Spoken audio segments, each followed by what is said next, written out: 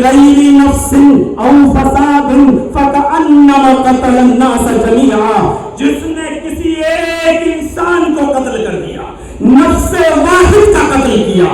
ہندو مسلم کی قید نہیں، کسی ایک انسان کو اگر قتل کر دیا تو قرآن کہتا ہے یہ ہمارے اسلام کے اصول اور ضابطوں میں شامل ہے۔ صاف طور پر اللہ تبارک و تعالیٰ نے فرمایا کہ اس قاتل کو یہ جان لینا چاہیے کہ وہ صرف نفس واحد کا قاتل نہیں ہے، وہ ایک انسان کا قاتل نہیں ہے، فَكَأَنَّمَا قَتَلَ النَّاسَ جَمِيعًا، وہ ساری انسانیت کا قاتل ہے۔ ذرا تصور کریں، اس سے اگر مسئلے نکالے تو بہت کچھ نکالے جا سکتے ہیں۔ ایک انسان کا قتل پوری دنیا کی انسانیت کا قتل، یعنی اگر آپ نے کسی ایک انسان کو اس کی ماں کی گالی دے دی تو آپ اس اکیلے کو گالی نہیں دے رہے ہیں، پوری ساری کائنات کی انسانیت کی ماں کو آپ گالی دے رہے ہیں۔ اگر آپ نے کسی ایک انسان کو ستایا تو ساری کائنات کے انسانوں کو آپ ستا رہے ہیں۔ یہ ہے اسلام کا تحفظ انسانیت کا نظام۔ انسانیت کو اتنا زیادہ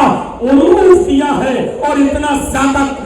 زیادہ اہمیت کی ہے کہ ہر انسان کو سوچنا چاہیے جب ماحول خراب ہوتے ہیں تو جنگیں بھی ہوتی ہیں۔ اگر آپ ہمارے ملک پر کوئی ٹیڑھی نظر ڈال کے دیکھیں تو کیا ہمارا ملک خاموش بیٹھا رہے گا؟ ہوتا ہے، اسلامی دور میں بھی جنگیں ہوئی، لیکن تعجب کریں گے آپ، سوچیے اور سمجھنے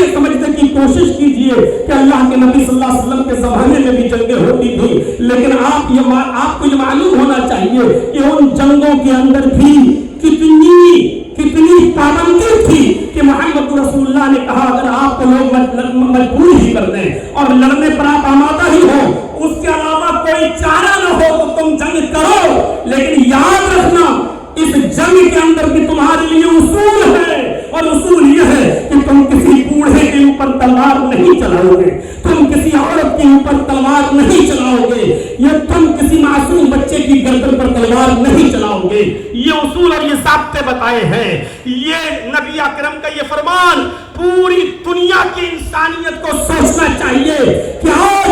اسرائیل کس طریقے کی بمباری کر رہا ہے اور ناجائز طور پر فلسطین کے معصوم بچوں کو مار رہا ہے، قتل کر رہا ہے، عورتوں کو مار رہا ہے یا بیوہ کر رہا ہے۔ ساری دنیا کی انسانیت خاموش بیٹھی ہوئی ہے، وہ بچوں ہی کو ظلم و ستم کا نشانہ بنا رہا ہے، وہ وہاں کے لوگوں کو ناجائز طور پر مار رہا ہے۔ میں کہنا یہ چاہتا ہوں کون غلط کون صحیح ایک الگ مسئلہ ہے، لیکن یہاں انسانیت مجروح ہو رہی ہے۔ محمد رسول اللہ صلی اللہ علیہ وسلم نے اس دور میں بھی یہی کہا تھا کہ کوئی بھی شخص جو ہے کسی بوڑھے کی گردن پہ تلوار نہ چلائے، کوئی بھی شخص کسی معصوم کی گردن پہ تلوار نہ چلائے، کوئی بھی شخص کسی عورت کو نہ مارے، کسی بوڑھے کو نہ مارے۔ یہ اصول اور یہ ضابطے متعین کیے تھے اسلام نے۔